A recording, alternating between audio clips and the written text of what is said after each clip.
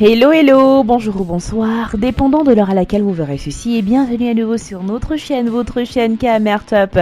En espérant que vous vous portez bien et surtout que vous êtes d'humeur à parler non seulement de football camerounais, mais aussi de victoire et surtout de cris d'exultation au Cameroun.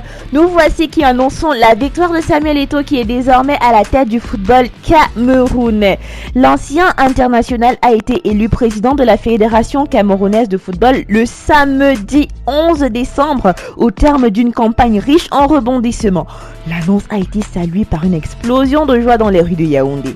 La légende vivante du football camerounais Samuel Eto'o, 40 ans, a été élu à la tête de la Fédération camerounaise de football par un mandat de 4 ans. Il a obtenu 43 voix contre 31 pour son seul adversaire, le président intérimaire sortant de l'assistance, Seydou Mbombo Njoya.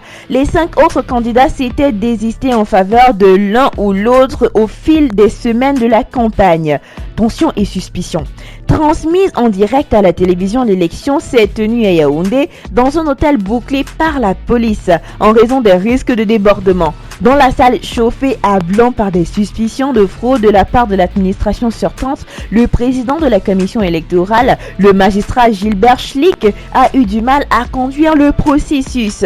Décontracté mais combatif, Samuel Eto'o était présent dans la salle. Lui et ses partisans ont demandé des changements dans le dispositif électoral mis en place. Les commissions ont concédé quelques aménagements mais a refusé de disqualifier Jules Denis Onen, dont le mandat au sein du collège électoral émis par le syndicat national des footballs camerounais, soutien de Samuel Eto'o avait été retiré la veille. Réseaux sociaux et lobbying. Ce scrutin est l'épilogue d'un âpre de campagne électorale au cours de laquelle les candidats rivaux ont choisi non pas de s'adresser uniquement au collège des 76 délégués et acteurs, mais d'en appeler aussi à l'opinion publique, notamment par le biais d'interventions sur les télévisions et les réseaux sociaux. Dans le même temps, les équipes des candidats ont déployé un intense lobbying pour convaincre les délégués.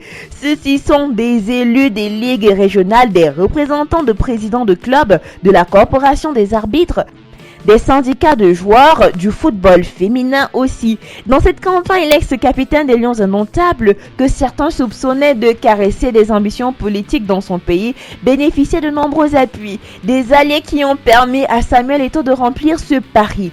2 ans après que le footballeur ait raccroché les crampons après un dernier passage sur le terrain au Qatar. Place à l'action. Le président de la FECAFOOT a rencontré pour la première fois les employés de l'assistance et de l'instance au siège de Yaoundé. Accompagné par 4 vice-présidents et quelques membres du comité exécutif, Samuel Eto'o a donné ses premières directives. Les heures de service est de 8h à 16h, a indiqué Samuel Eto'o. Chaque employé doit bien faire son boulot comme dans une équipe de football. Le football, c'est d'être au service des autres. C'est important pour le résultat final. À vous, monsieur le secrétaire général Parfait Siki, chacun doit donner le meilleur de lui-même. Nous avons très peu de temps. Pour le moment, nous avons une CAN qui se prépare. Ce que le ministre aura décidé que nous devons faire, nous devons nous appliquer. Nous devons chacun de nous tout faire pour que nos frères n'aient aucun souci. Nous voici arrivés à la fin de cette vidéo en espérant que vous avez aimé son contenu et surtout que vous avez exulté de joie comme l'ensemble du territoire camerounais par rapport à la victoire de Samuel Eto'o fils. N'oubliez pas de nous le dire en commentaire. En arrivant à la fin de cette vidéo, n'oubliez pas de liker, de partager et surtout de cliquer sur la cloche de notification afin de recevoir de nouvelles notifications à chaque nouvelle vidéo postée. D'ici là, portez-vous bien et rendez-vous pour de nouveaux contenus. Bye!